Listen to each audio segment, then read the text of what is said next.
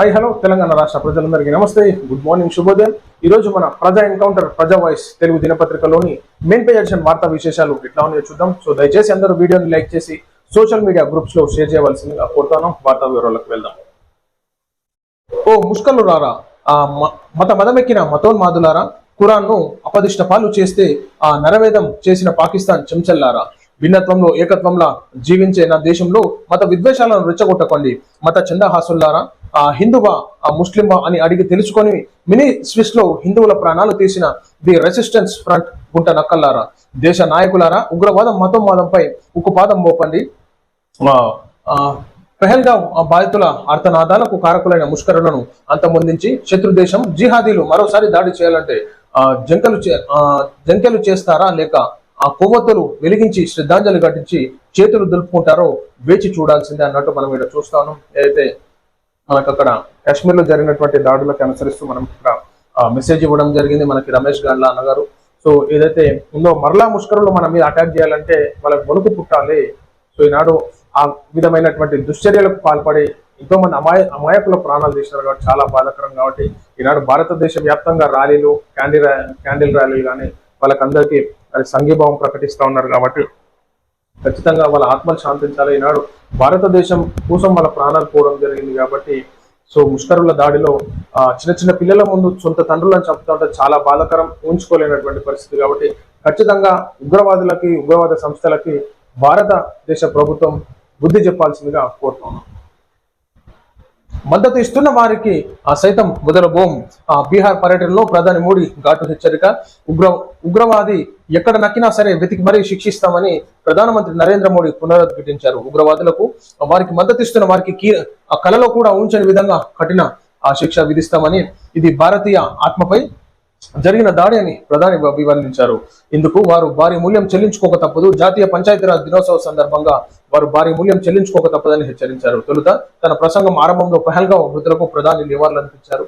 వాస్తవానికి అందరూ నివాళులు అర్పిస్తూ ఉన్నారు, భారతదేశం మొత్తంలో అన్ని పార్టీలు కానీ. సో ఈనాడు ఆ ఉగ్రదాడికి కారణమైనటువంటి వారిని ఖచ్చితంగా పట్టుకొని శిక్షిస్తామని చెప్పేసి నరేంద్ర మోడీ గారు చెప్తా ఉన్నారు. కానీ మరలా ఈ యొక్క సంఘటన పునరావృతం కాకుండా చేస్తే బాగుంటుంది. ఎందుకంటే అమాయకులైనటువంటి ప్రాణాలు పోవడం జరుగుతుంది. యుఎస్ పర్యటన రద్దు చేసుకొని వచ్చిన రాహుల్ అన్నట్టు మనం ఇక్కడ చూసుకోవచ్చు. ఆ స్కూటీలు తులం బంగారం ఏమాయే, ఈ స్కూటీలు ఏడికెళ్ళి వస్తే తులం బంగారం ఏడికెళ్ళి వస్తుందో తెలియదు. మరిగా ఉన్న రుణమాఫీస్ అక్కడ జరుగుతలేదు, ఇక స్కూటీలు ఏడిస్తారు, తులం బంగారం ఏడిస్తారు. ఇక ఉగ్రదాడిపై కాంగ్రెస్ వర్కింగ్ కమిటీ హిందువులను ఉద్దేశపూర్వకంగా లక్ష్యంగా చేసుకున్నారు. పెహల్గావ్ ఉగ్రదాడిపై కాంగ్రెస్ వర్కింగ్ కమిటీ తీవ్ర ఖండన. ఈ దాడి పాకిస్తాన్ ప్రేరేపిత కుట్రగా ఆరోపణ, పిరికిపంద చర్యగా అభివర్ణన. ఉద్రిక్తలు రెచ్చగొట్టేందుకు హిందువులను లక్ష్యంగా చేసుకున్నారని వెల్లడి. ఈ కవ్వింపు చర్య నేపథ్యంలో ప్రజలు సంయమయం, ఐక్యత పాటించాలని విజ్ఞప్తి. అధికారిక తీర్మానం ద్వారా తమ అభిప్రాయాన్ని వెల్లడించిన సిడబ్ల్యూసి అన్నట్టు మనం చూసుకోవచ్చు. ఇక సోనియా గాంధీ, రాహుల్ గాంధీ వీళ్ళందరూ ఉన్నారు. సో ఖచ్చితంగా ఇది చాలా బాధపడాల్సినటువంటి విశేషం. ఎందుకంటే పిల్లలతో సహా అక్కడికి మినీ స్విట్జర్లాండ్ అనేటటువంటి కాశ్మీర్ లోయలు ఉంటాయి, అక్కడ వాళ్ళు సేద తీరడానికి, ఎన్విరాన్మెంట్ ఎంజాయ్ చేయడానికి ఒక విహారయాత్రగా ఉంటుంది కాబట్టి వెళ్ళడం జరిగింది. కానీ అక్కడ అకస్మాత్తుగా ఉగ్రదాడితో చాలా భయంకరమైనటువంటి సిచ్యువేషన్ అక్కడ ఫేస్ చేసుకోవాల్సి వచ్చింది ఫ్యామిలీస్. నేటి నుంచి భారత్ సమ్మిట్ ఘనంగా నిర్వహిస్తామన్న బట్టి భాగ్యనగరంలో భారత్ సమ్మిట్ కార్యక్రమాన్ని ప్రతిష్టాత్మకంగా నిర్వహిస్తున్నట్లు తెలంగాణ ఉప ముఖ్యమంత్రి బట్టి విక్రమార్క వెల్లడించారు. అయితే భారత్ సమ్మిట్ జరగనుంది.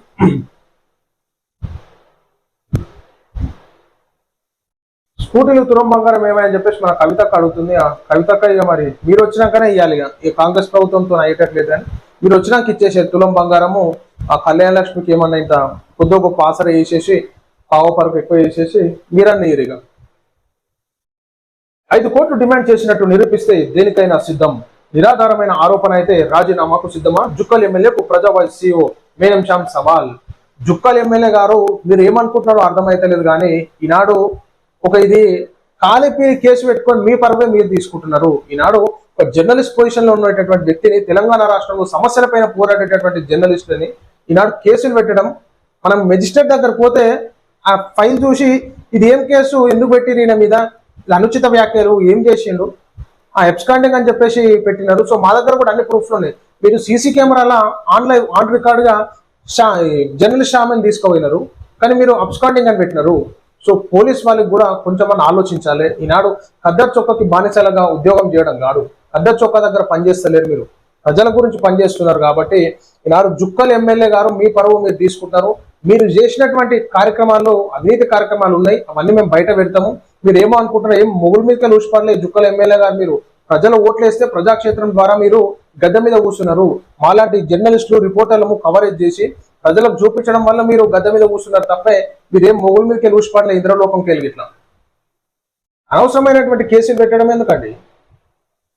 పొద్దున్న నుంచి పిఎస్ దగ్గర నుంచి కోర్టుకి, కోర్టు నుంచి పిఎస్కి, పిఎస్ నుంచి కోర్టుకి, కోర్టు మెట్లు జర్నలిస్టులను ఎక్కడిచ్చారంటే తప్పకుండా మీరు దీనికి మూల్యం చెల్లించుకోవాల్సిందే. మీరు న్యాయస్థానంలో ఖచ్చితంగా జవాబు చెప్పుకోవాల్సిందే. కోర్టు సమయాన్ని వృధా చేస్తూ, పోలీసుల సమయాన్ని వృధా చేస్తూ ఈనాడు ఇష్టం వచ్చినట్టు ఎమ్మెల్యే స్థానం నుండి చట్టం ఎవరికి చుట్టం కాదు. జుక్కల్ ఎమ్మెల్యే నువ్వేమో అనుకుంటున్నావు, కానీ మేము ఏ విధంగా ముందుకు పోవాలో ఆ విధంగా ముందుకు పోతాము. నీ కథ ఏందో మేము చూస్తాం. న్యాయపరంగా నువ్వు ఖచ్చితంగా మూల్యం చెల్లించుకోవాల్సిందే. కక్షపూరితంగానే కేసులు నమోదు, రిమాండ్ తిరస్కరించిన మెజిస్ట్రేట్. అధికార బలంతో అక్రమ కేసులు పెట్టాలని చూస్తే న్యాయస్థానంలో న్యాయమే గెలుస్తుంది. అవును, మనకు అక్కడ మెజిస్ట్రేట్ గారు ఆ ఫైల్ చూసి 5 కోట్లు డిమాండ్ చేయడం కానీ, అబ్స్కాండింగ్ అని చెప్పేసి పెట్టడం కానీ, ఇదంతా చదువుతుంటే జడ్జి గారికి కూడా నమ్మకం కలిగేటటువంటి ప్రసక్తి లేదా? అవి చూస్తుంటే మీరు సెక్షన్లు ఇష్టం వచ్చినటువంటి సెక్షన్లు పెడితే నువ్వేం చేసినావు, నీ కథ ఏంది, నువ్వు ఎవరిని మోసం చేసినావు, మహిళ కూడా వచ్చింది, నీ కథ ఏందో అంత బయట పెడతాం మేము, రాగు. నువ్వు చేసిన కథ ఏందో ఉద్దారకం ప్రూఫ్లతో సహా ఉన్నాయి. కామారెడ్డి జిల్లా జుక్కల్ ఎమ్మెల్యే తోట లక్ష్మీకాంతారావు మహిళతో వివాహేతర సంబంధం పెట్టుకున్నారనే విషయాన్ని ప్రజా ఎన్కౌంటర్ లో బాధితురాలు ఫిర్యాదు మేరకు పూర్తి వివరాలతో సహా ఆధారాలను ప్రచురితం జరిగింది. జీర్ణించుకోలేక అధికార పార్టీకి చెందిన ఎమ్మెల్యే లక్ష్మీకాంతారావు ఆ అధికార బలంతో ప్రజావాయిస్ సీఓ మేనం షాంపై 5 కోట్లు డిమాండ్ చేసినట్టు పోలీస్ స్టేషన్ లో ఫిర్యాదు చేశారు. తన కార్యాలయానికి సంబంధించిన సిబ్బంది ఎవరైనా ఎమ్మెల్యే లక్ష్మీకాంతారావుకు డబ్బులు డిమాండ్ చేసినట్టు నిరూపిస్తే ఈ క్షణాన్ని తమ సంస్థను మూసివేసుకుంటామని నిరూపించుకుంటే లక్ష్మీకాంతారావు తన ఎమ్మెల్యే పదవికి రాజీనామా చేయాలని మేనం షాం డిమాండ్ చేశారు. వాస్తవం కదా ఇది. అనుచిత వ్యాఖ్యలు చేయడం కాదు, ఇష్టం వచ్చినట్టు కేసులు పెడతాం, నా దగ్గర పవర్ ఉంది, పైసలు ఉన్నాయి అనుకోని కేసులు పెడతా కాదు. నిరూపించుకో జుక్కల్ ఎమ్మెల్యే, నీకు చాతనైతే నిరూపించు. నేను 5 కోట్లు అడిగినట్టు నిరూపించు, లేకపోతే రాజీనామా చేయి, లేకపోతే మేనం షాం అన్న ఆ సంస్థను మూసేసుకుంటాడు, జర్నలిజంని క్లోజ్ చేసుకుంటాడు. సో ఇది ప్రజలారా మనం చూస్తాం ఈరోజు ప్రజా ఎన్కౌంటర్ తెలుగు పత్రికలోని మెయిన్ ఎడిషన్ వార్తా విశేషాలు. నమస్తే.